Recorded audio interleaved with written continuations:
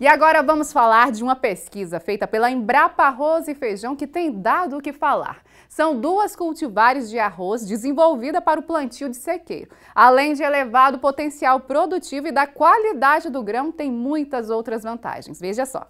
O arroz é a terceira maior cultura cerealífera do mundo, ultrapassado apenas pelo milho e o trigo. O grão é responsável por alimentar mais da metade da população mundial. É o alimento básico de muitos brasileiros e tem um papel estratégico muito importante, tanto econômico quanto social. Segundo a estimativa da FAO, até 2050, a produção de alimentos para atender a demanda da população deverá ser dobrada. Para se ter uma noção, no mundo são mais de 160 milhões de hectares que são cultivados, produzindo mais de 700 milhões de toneladas. E de toda essa produção, cerca de 70% vem do sistema de cultivo irrigado. E pensando nisso, a Embrapa Arroz e Feijão de Santo Antônio de Goiás vem desenvolvendo uma pesquisa na produção de arroz há mais de 40 anos. E a mais atual, que lançaram recentemente, foi a que é para a produção de arroz em terras altas, que promete maior produtividade. E o diretor da pesquisa conta tudo como surgiu. A intenção era desenvolver variedades de arroz adaptadas às condições de cultivo no Brasil, né? E essas condições são bastante diferentes, né? A gente tem um arroz irrigado no sul do país, a gente tem um arroz de sequeiro de terras altas, adaptado às condições de cerrado, né? Como Goiás, Minas Gerais, e a gente tem uma condição de terras altas que é diferente, por exemplo, Rondônia, Mato Grosso, Pará, uma região onde você tem muito mais chuva, uma condição climática diferente. Então a intenção era colocar à disposição do produtor cultivares que produzissem bem, né, com sanidade, com uma qualidade boa de grãos nessas diferentes regiões produtoras no Brasil. As variedades de arroz apresentadas que já estão prontas para o mercado são a BRSA 501CL e a outra é a BRSA 502. Mas até chegar nessas cultivares, tem todo um processo de avaliação. Aqui a gente está no programa, parte do programa nosso de melhoramento. A gente tem aqui uma produção anual de 600 a 800 novas linhagens por ano, né? E é um processo como se fosse um funil, em que a gente chega no final aí com 2 ou 3 candidatas, né, materiais elite, extensamente avaliados, né, que são candidatos a irem para o mercado. Segundo o pesquisador, a produção de arroz vem como mais uma oportunidade de diversificação de cultura para o produtor. Ambas as cultivares foram desenvolvidas para o sistema de intensificação sustentável, né? São áreas onde se cultiva soja, depois você pode entrar com arroz, depois entrar com a cultura do feijão, né? Isso tudo numa mesma safra, né? Buscando a maximização da rentabilidade para o produtor e ao mesmo tempo a sustentabilidade do sistema. A BRSA 501CL promete eficiência, economia e sustentabilidade com a tecnologia de resistência ao uso de herbicidas. Já a BRSA 502, mais produtividade. A 502 ela é um material que agrega mais produtividade, ela tem tolerância a acamamento, isso é muito importante para essas áreas de rotação de culturas, né? Normalmente áreas onde se cultiva soja, áreas de alta fertilidade. Então é uma cultivar que vai ficar de pé sem nenhum tipo de problema, mesmo com as 9 toneladas de arroz que ela produz por hectare. Esse é o potencial produtivo. Ela pode produzir até 9 toneladas por hectare. E um outro diferencial desse material é que ela tem um rendimento de grãos inteiros muito alto e estável, né? Então o produtor, depois que ele colhe e beneficia o seu arroz, ele vai ter uma porcentagem maior de grãos inteiros. Em relação ao custo de produção, ele fala que o investimento vai depender muito da cultura que foi plantada antes, o que foi deixado da cultura precedente no solo. Vamos supor que tenha sido cultivada uma soja, por exemplo. Então, normalmente a soja deixa uma quantidade muito boa de nitrogênio e de outros minerais, né? Então, a adubação que vai ser feita no arroz de terras altas, ela vai ser só para complementar o que já foi deixado pela soja. Então, você vai gastar pouco ou menos com os fertilizantes, né? Então, a gente não pode fechar um custo de produção porque vai depender muito do sistema de rotação, de intensificação que o produtor está utilizando. Mas a ideia é justamente essa, de que uma cultura se beneficie da outra cultura no mesmo ambiente. E nesse trabalho, cada pesquisador tem uma função. O Adriano é o diretor da pesquisa de melhoramento de arroz. O Mábio é quem cuida da parte de manejo. E o Ricardo é o que faz a parte de logística e negociação do produto. O Mábio é quem vai contar como é o desenvolvimento da cultura em termos de adaptação a clima, solo e manejo. Questionado sobre o ciclo de produção das variedades, ele informa que é algo em torno de 102 dias para a BRSA 501CL e de 98 dias para a BRSA 502. E na hora de fazer o plantio das variedades, nas áreas experimentais, ele faz vários testes. Usou muitas técnicas e explica qual foi a que teve melhor desempenho e o tipo de solo ideal para fazer o plantio do arroz de sequeiro. Precisamos de um solo bem drenado, né? Quando tem solos muito arenosos, eu posso ter problemas de déficit hídrico, porque acaba perdendo água com mais facilidade, né, vamos dizer assim, a grosso modo. Mas solos mais argilosos são mais propícios, com boa matéria orgânica. Então a gente tem que correr atrás de incrementar essa matéria orgânica no solo. O pesquisador destaca a importância de respeitar o zoneamento agroclimático na hora de fazer o plantio do arroz após outra cultura, como por exemplo a soja.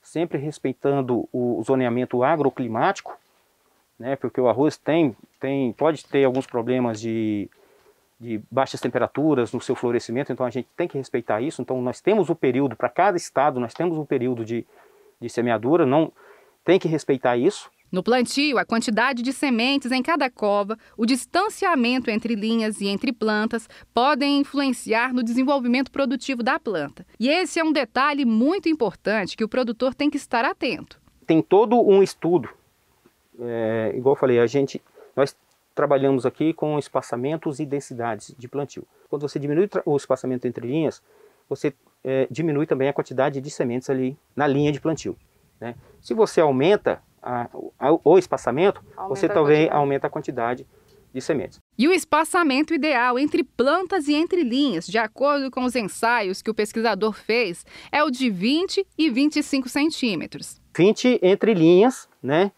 com uma população aí de, vamos colocar 70 quilos por hectare, 70 a 80 quilos por hectare de sementes. Tá? Então essa é a população que a gente chegou no ótimo do máximo produtivo. Por exemplo, por cova, quantas sementinhas? Então por metro vai dar mais ou menos umas 60 sementes, 60, 70 sementes por metro linear, tá? Metro de linha. Em relação a pragas e doenças, ele explica que as cultivares são resistentes a algumas. No sistema de terras altas, a gente vai conviver com algumas pragas. Nós temos as pragas iniciais, alguns sugadores, cigarrinha, né? Algumas lagartas ali que vai destruir. Na fase vegetativa nós temos as lagartas desfolhadoras, né? Alguns percevejos, nós temos os percevejos do como. Na fase reprodutiva nós temos o percevejo do grão, que são as principais, né? Então tem várias outras, mas essas são as principais. As doenças, a principal delas que tem acometido a cultura do arroz é a brusone. Então essa é a principal, então praticamente você controlando ela, você acaba controlando as outras por tabela. Lógico que tem que fazer o acompanhamento. Inclusive, ele mostra uma parte da área experimental que está infestada de pragas. Se deixar, toma conta da plantação. A produtividade aqui praticamente vai ser zero. Aí dificulta a colheita, não vai dar um grão com qualidade, vai dar um grão totalmente irregular, sem qualidade, né? Resumindo, sem qualidade. E veja a quantidade de plantas daninhas. Onde foi feito o manejo correto de plantas daninhas, então aqui a única diferença que tem de lá foi o herbicida, né? Então esse manejo o agricultor tem que ficar atento. Esse tipo de plantas daninhas a gente tem que tomar cuidado, porque essa é a mais complicada de você manejá-la, né? Essa daqui é uma das pragas que o produtor tem que estar atento, que é a mais complicada, né? O grupo dessas plantas daninhas. Essa aqui é uma marmelada, mas nós temos o pé de galinha, nós temos o capim amargoso, nós temos uma infinidade de plantas daninhas. Nós temos o timbete, que é mais difícil de controlar. Que é mais difícil de controlar. As plantas daninhas de folhas largas eu controlo satisfatoriamente, vamos dizer, mais fácil do que folhas estreitas. Já conhecemos um pouco sobre a origem da pesquisa, o desenvolvimento, o manejo, Agora vamos saber mais sobre a parte comercial. Como está o comércio dessas duas variedades que a Embrapa desenvolveu e a importância dessas novas cultivares que estão entrando no mercado. E quem vai falar sobre esse assunto é o Rodrigo, que é pesquisador e também responsável pela parte de comercialização e negociação dos grãos. A grande necessidade do mercado, ou talvez o que permeia todo o processo no mercado, é a qualidade de grãos. Então, as nossas cultivares que estão chegando no mercado, 501, que já tem 1 ano e pouco que está no mercado, 502, que entrou aí na safra passada, agora em 2020, elas trazem esse diferencial de qualidade de grão. Qualidade de grão é tudo que é o desejo da indústria. E a indústria é a que norteia o mercado inteiro, na cadeia, né? Até chegar na tomada de decisão do produtor. Então o produtor, a partir dessa qualidade de grãos que as nossas cultivares elas estão aí colocando uma régua de muito valor, né?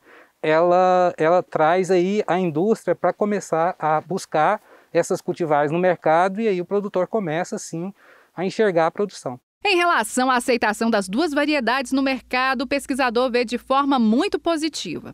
Olha, o mercado é bastante favorável. Porque se a gente tomar por base Goiás hoje é a segunda planta de maior beneficiamento de arroz do Brasil. Embora Goiás hoje esteja produzindo pouco arroz, não produz muito, beneficia-se o arroz de fora, principalmente o arroz do Rio Grande do Sul.